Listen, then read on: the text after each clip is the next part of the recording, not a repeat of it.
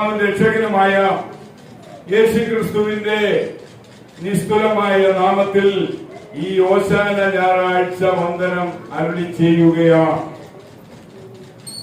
പ്രിയ വാത്സല്യമുള്ള ദൈവമക്കളെ, ഇങ്ങനത്തെ ഒരു ഞായറാഴ്ചയാണ് നമ്മുടെ ജീവിതത്തിലെ ഈ ആത്മീയ ഭാഗ്യ പദവിയിലേക്ക് നമ്മളെ കൊണ്ടെത്തിക്കുവാൻ ഇടയാക്കിയത് എന്നുള്ള കാര്യം നമ്മൾ മറന്നു പോകാതെ ഓർത്തിരിക്കണമെന്ന് കർത്താവായ യേശുക്രിസ്തുവിന്റെ നാമത്തിൽ ഞാൻ ഓർപ്പിക്കുകയാണ്. ഈ ഞായറാഴ്ചയെ കുറിച്ച് നമ്മൾ ചിന്തിക്കുകയാണെങ്കിൽ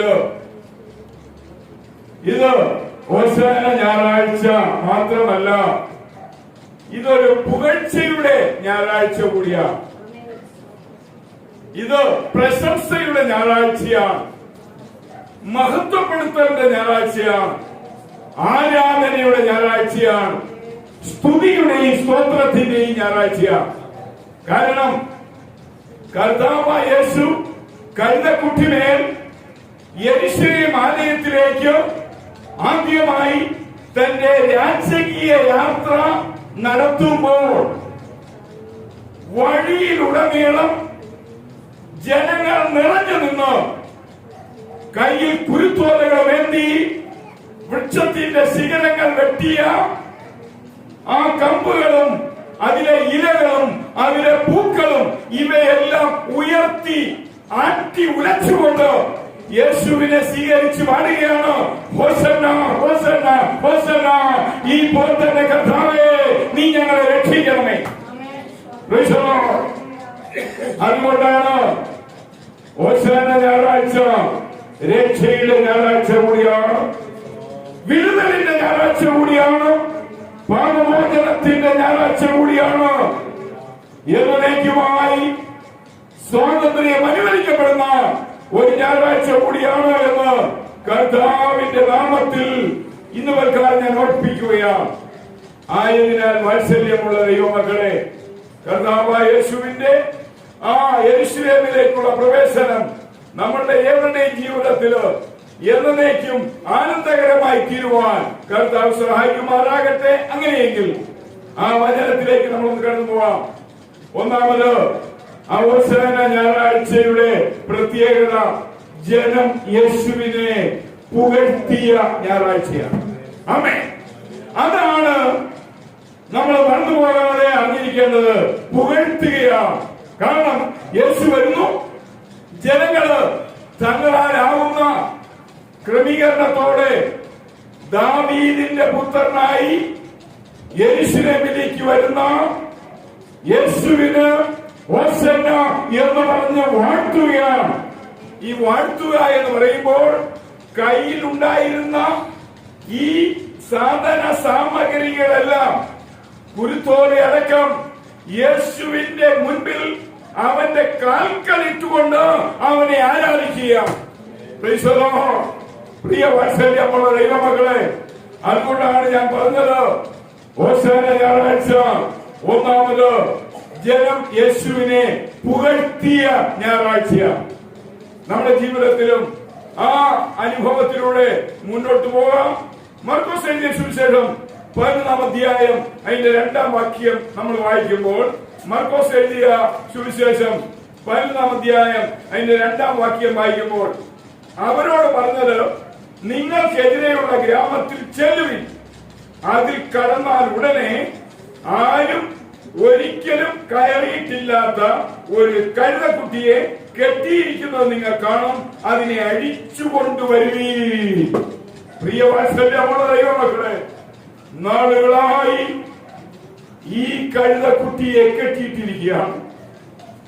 അതിനെ അഴിക്കുവാൻ, അതിന് സ്വാതന്ത്ര്യം നൽകുവാൻ, അതിന് വിടുതൽ നൽകുവാൻ, അതിന് മോചനം നൽകുവാൻ ഇന്നയോളം ആരുമില്ല. എന്നാൽ പ്രിയ വാത്സല്യമുള്ള ദൈവമക്കളെ, ഞാൻ ഇത് ചിന്തിച്ചപ്പോൾ എന്റെ ഉള്ളിലൂടെ കടന്നു വന്ന ആ വേദനിപ്പിക്കുന്ന ഒരു ചിന്ത ഞാൻ നിങ്ങളോട് പറയട്ടെ. ഇതിന്റെ അമ്മ തൊട്ടടുത്ത് നിൽക്കുകയാണ്. പ്രിയ വാത്സല്യമുള്ള ദൈവമക്കളെ, എന്ന് തന്റെ ഈ കുഞ്ഞിന് ഒരു മോചനം കിട്ടുമെന്ന് നമ്മളെ പോലെ ചിന്തിക്കുന്നവരല്ലെങ്കിലും ആ അമ്മയ്ക്കും തന്റേതായ രീതിയിൽ ഒരു ചിന്തയുണ്ടാകാം. ഒരു പക്ഷേ ഈ കുഞ്ഞിനെ അഴിക്കാൻ ചെന്നവർ, ഈ കഴുതക്കുട്ടിയെ അഴിക്കാൻ ചെന്നവർ ആദ്യം നോക്കിയത് തന്റെ അമ്മയുടെ മുഖത്തേക്കെങ്കിൽ അമ്മയുടെ കണ്ണിൽ നിന്ന് കണ്ണുനീരൊഴുകുന്ന കാഴ്ച അവർ കണ്ടിരുന്നു. കാരണം അമ്മ അല്പം പ്രായം ചെന്ന ഒരവസ്ഥയിലാണ്. കുറച്ചു ദിവസം അവിടെ കിടന്നാൽ വലിയ കുഴപ്പമില്ല. എന്നാൽ ഒരു രീതിയിലും ഒന്ന് വ്യായാമത്തിലേക്ക് പോകുവാൻ, ഒന്ന് ശരീരം ചലിപ്പിക്കുവാൻ, അല്ല ഒരിറ്റു വെള്ളം പോലും കുടിക്കുവാൻ കഴിയാതെ ഈ ചെറിയ തന്റെ കുഞ്ഞിനെ കെട്ടിയിട്ടിരിക്കുന്ന കാഴ്ച ആ അമ്മയുടെ കണ്ണിലും കണ്ണുനീര് ഒഴുകുവാൻ ഇടവന്നു കാണും. ആ കാഴ്ചയായിരിക്കാം ചെന്നവർ ആദ്യമേ കണ്ടത്. പ്രിയ വാത്സല്യമുള്ള ദൈവമക്കളെ, ആരോരുമില്ലാത്ത നമ്മൾ, ആർക്കും വേണ്ടാത്ത നമ്മൾ, ഒരിക്കലും ഒരു വിടുതൽ പ്രതീക്ഷിക്കാൻ വകയില്ലാതിരുന്ന നമ്മൾ, നമ്മളെ തേടി വന്ന് ആ തേടി വന്ന സ്നേഹമാണ് ആ ഓശാന ഞായറാഴ്ച നാം കണ്ടത്. നമ്മുടെ കർത്താവിന്റെ ആ മഹനീയമായ സ്നേഹം എത്ര വലുതാണ്. ഒന്നാമത്, ജനം ദൈവത്തെ പുകഴ്ത്തിയ, ജനം ദൈവത്തെ വാഴ്ത്തിയ, ജനം ദൈവത്തെ വന്ദിച്ച, ജനം ദൈവത്തെ സ്തുതി സ്തോത്രത്തോടെ ആരാധിച്ച ദിവസമാണ് ആ ഹോശാന ഞായറാഴ്ച.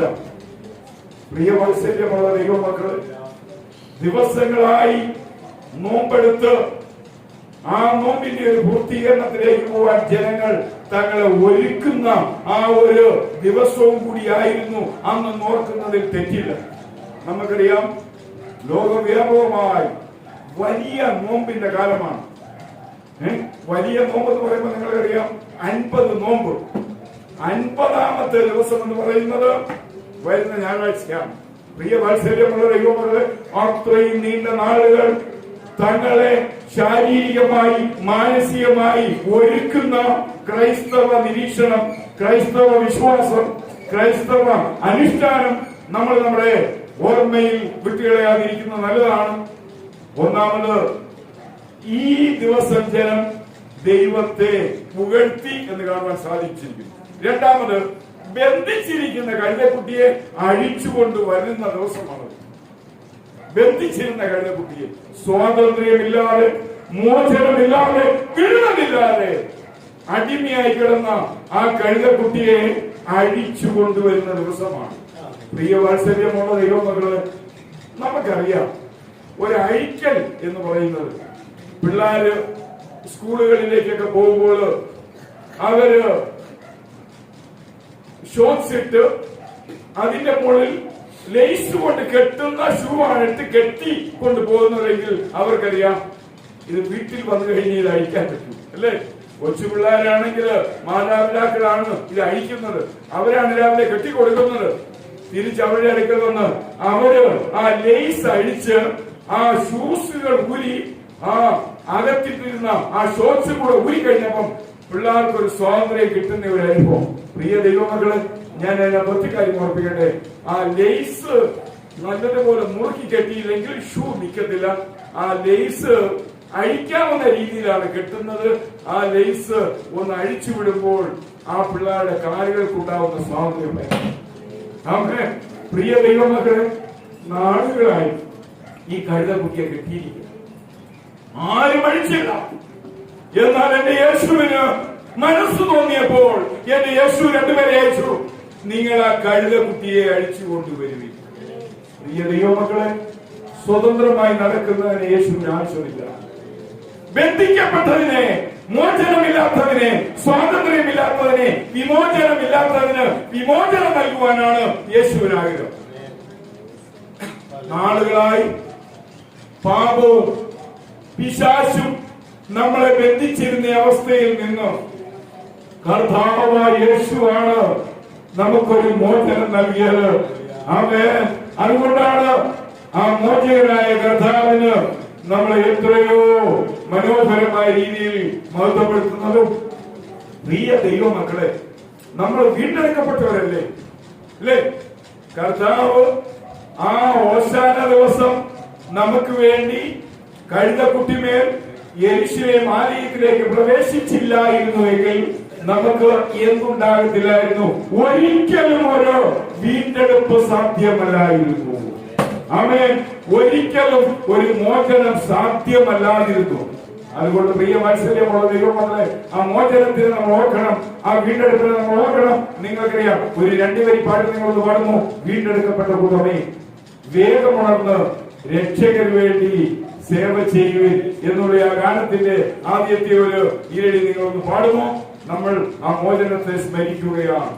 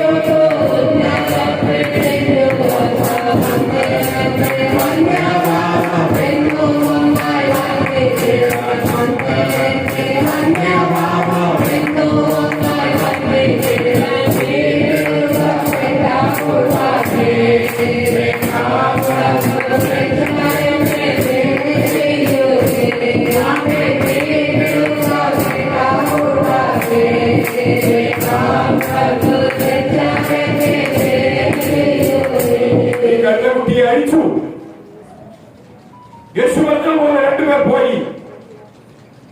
ഇന്നയോളം മോചനമില്ലാത്ത, ഇന്നയോളം വിടുതൽ അനുഭവിക്കാത്ത ഈ കഴുതക്കുട്ടിനെ എന്റെ കർത്താവ് കയറിയിരിക്കുകയാണ്.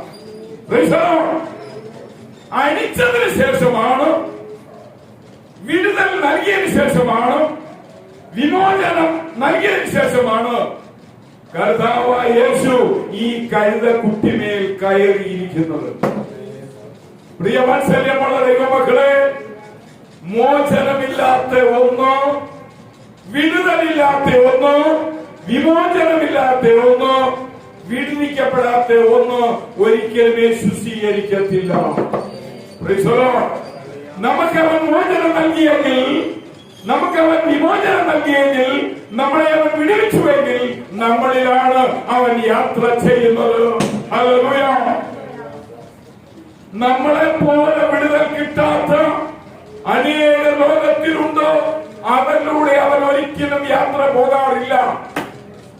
യേശു യാത്ര പോകുന്നത് സ്വാതന്ത്ര്യമില്ലാതെ കിടന്ന അവസ്ഥയിൽ നിന്ന് സ്വാതന്ത്ര്യം പ്രാപിക്കുന്ന വ്യക്തിയിലൂടെയെങ്കിൽ, പ്രിയവാത്സല്യമുള്ള ദൈവമക്കളെ, നാളുകളായി കെട്ടിയിട്ടിരുന്ന കഴുതക്കുട്ടിയെ അഴിച്ചു കൊണ്ടുവന്നു.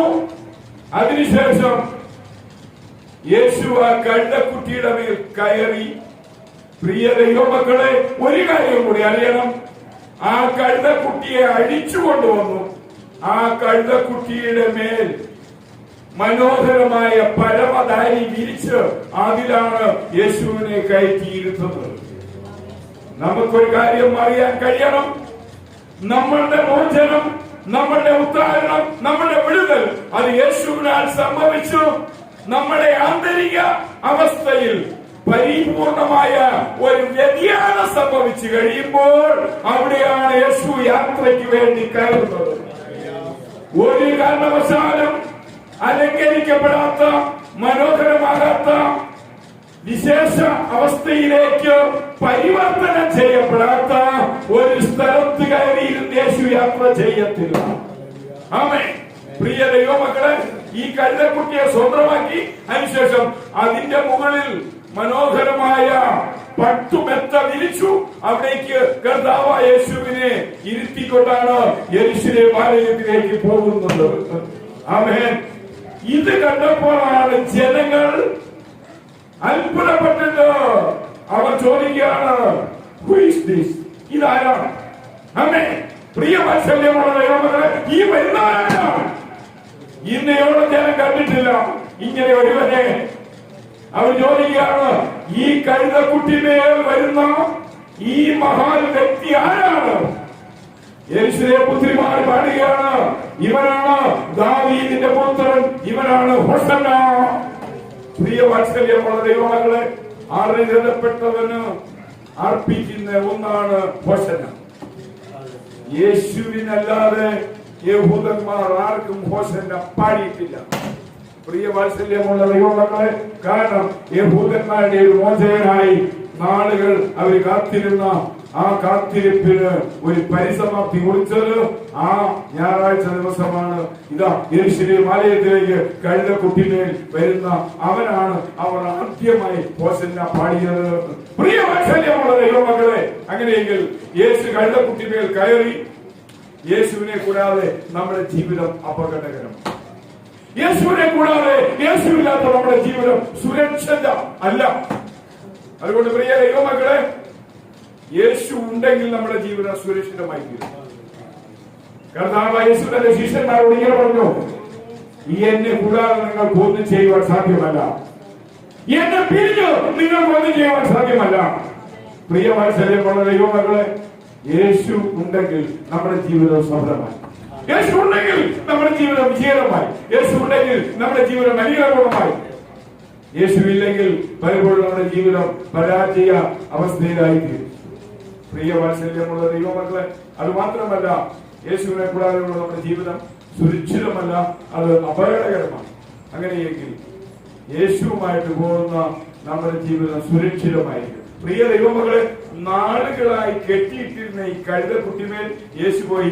പിന്നീട് ഒരിക്കലും ഈ കഴുതക്കുട്ടിയെ കെട്ടാൻ ഒരാൾക്കും ധൈര്യമുണ്ടായിരുന്നു. ആമേൻ. നമ്മുടെ കർത്താവ് നമുക്ക് പാപമോചനം നൽകിയാൽ, നമ്മുടെ കർത്താവ് നമുക്ക് വിടുതൽ നൽകിയാൽ, നമ്മുടെ കർത്താവ് നമുക്ക് ഉദ്ധാരണം നൽകിയാൽ നമ്മളെ ബന്ധിക്കുക എളുപ്പമല്ല. ആമേൻ. അതുകൊണ്ടാണ് യേശു നമ്മളെ സ്വന്തമാക്കിയാൽ, ഗലാത്യലേഖനം 5:1 പൗലോസ് പറയുന്നു, ക്രിസ്തു എനിക്ക് സ്വാതന്ത്ര്യം നൽകിയാൽ ഞാൻ സ്വതന്ത്രനാണ്. പ്രിയ ദൈവമകളെ, ജനം ദൈവത്തെ, കർത്താവിനെ വാഴ്ത്തുകയാണ്. അതുകൊണ്ട് നമ്മുടെ ജീവിതം അങ്ങനെയായി തീരണമെന്ന് കർത്താവിന്റെ നാമത്തിൽ ഉറപ്പിക്കുക. പ്രിയ ദൈവമക്കളെ, ബന്ധിച്ചിരുന്ന കഴുതക്കുട്ടി, ആ കഴുതക്കുട്ടിയെ അഴിച്ചു സ്വതന്ത്രമാക്കി. ആ കഴുതക്കുട്ടിമേൽ യേശു കയറി യെരൂശലേം ആലയത്തിലേക്ക് പോകുന്നു. പ്രിയ ദൈവമക്കളെ, നമ്മുടെ യേശുവിനെ കൊണ്ടുള്ള നമ്മുടെ യാത്രയും അങ്ങനെയായിരിക്കട്ടെ. ഒരിക്കലും ഭൂഷണമല്ലാത്ത, ചേർച്ചയില്ലാത്ത, യോഗ്യമല്ലാത്ത, പൊരുത്തമല്ലാത്ത ഒരു സ്ഥലത്തേക്ക് യേശുവുമായി നമ്മൾ പോകരുത്. യേശു കഴുതക്കുട്ടിയുമായി പ്രവേശിച്ച ഒറ്റ സ്ഥലം അത് യെരൂശലേം ആലയമെങ്കിൽ, യെരൂശലേം പള്ളിയെങ്കിൽ. പ്രിയവാത്സല്യമുള്ള ദൈവമക്കളെ, യേശുവിന് അത് സന്തോഷകരം, കഴുതക്കുട്ടിക്ക് അത് സന്തോഷകരം, വഴിയിൽ കൂടിയിരുന്ന ജനങ്ങൾക്ക് മുഴുവനും അത് സന്തോഷകരം. ആ യാത്ര മറ്റ് ഒരു നിലവാരമില്ലാത്ത സ്ഥലത്തേക്കല്ലായിരുന്നു, ഏറ്റവും അത്യുന്നതമായ നിലവാരമുള്ള ഒരു സ്ഥലത്തേക്കാണ് ആ യാത്ര. അതുകൊണ്ടാണ് ജനം വല്ലാതെ പ്രയാസപ്പെട്ട് ചോദിക്കുന്നത്, ഇവൻ ആരാണ്? ഈ കഴുതക്കുട്ടിമേൽ ഒരുപക്ഷെ ആ ജനങ്ങള് എല്ലാ ദിവസവും പോകുമ്പോൾ ഈ കഴുതക്കുട്ടിയെ കെട്ടിയിട്ടിരിക്കുന്നത് കണ്ടു കാണും. ആ കഴുതക്കുട്ടിയെ അഴിച്ച് അതിന്റെ മേൽ യാത്ര ചെയ്ത് പള്ളിയിലേക്ക് വരുന്ന ഇവൻ ആരാണ്? പ്രിയ വാത്സല്യമുള്ള ദൈവമകളെ, നമ്മുടെ ജീവിതത്തിൽ ഈ ചോദ്യം മറന്നുപോകാതിരിക്കുക.